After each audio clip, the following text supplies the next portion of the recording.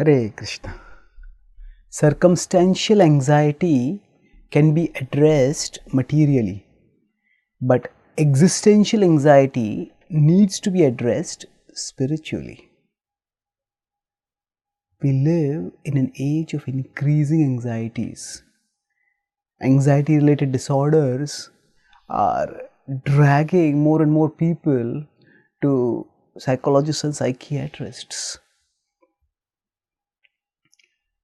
And we often try to increase security measures, be it life insurance, health insurance, car insurance, home insurance, to try to decrease our anxieties. By dealing with anxieties, we need to understand that they have to be addressed at different levels. Some of our anxieties are circumstantial. Say, if we want to catch a flight and we are not sure whether we will reach in time for the flight, we will be anxious. So, this circumstance can be addressed materially by planning well and starting off well in time. Paradoxically, however, especially in the Western world or in the first world at large, where circumstances are much more reliable or controllable for people, where the anxieties about sudden untoward circumstances occurring, such as power going off or water supply not coming or people driving wildly on roads, is much lesser, still anxiety levels are enormously high. So, if circumstances are being controlled, then why are anxieties going out of control? Because there is a deeper level of anxiety that goes beyond the circumstantial to the existential. Existential anxiety means that we, at a deep level, fear whether our very existence counts at all.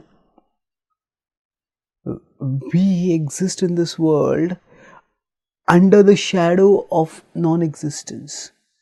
Just one bug or one bang can end our life in one unappealable moment. And when we hear in today's world of so many people being killed in different parts of the world, and especially when we have adopted, as most of the world has done today, a materialistic worldview, then our life has no meaning beyond this existence.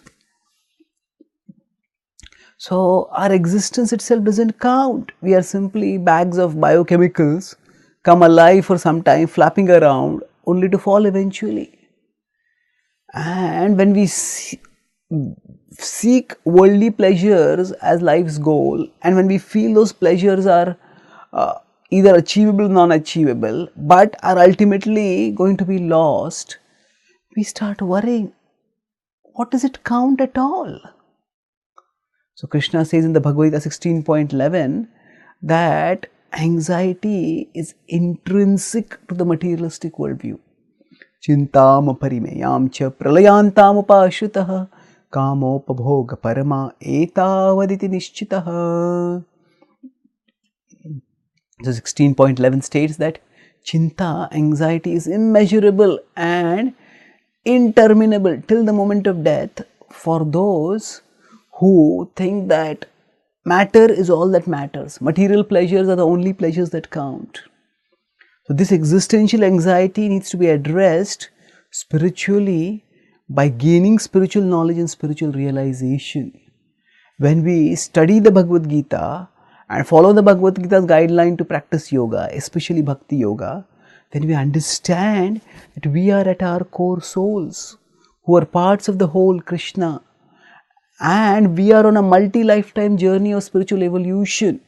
So even if this life ends suddenly, that is not the termination of our existence. And even when abrupt things happen in this world, Krishna is ultimately in control and he will bring good out of the bad. When our consciousness thus becomes rooted in spiritual understanding, understanding our eternality and understanding Krishna's omnibenevolence, then our existential anxiety is addressed, and thereafter we can deal with circumstantial anxieties without getting too disturbed by them. Thus, both beyond this world and in this world, spiritual growth can help us to deal with anxiety most effectively. Thank you. Hare Krishna.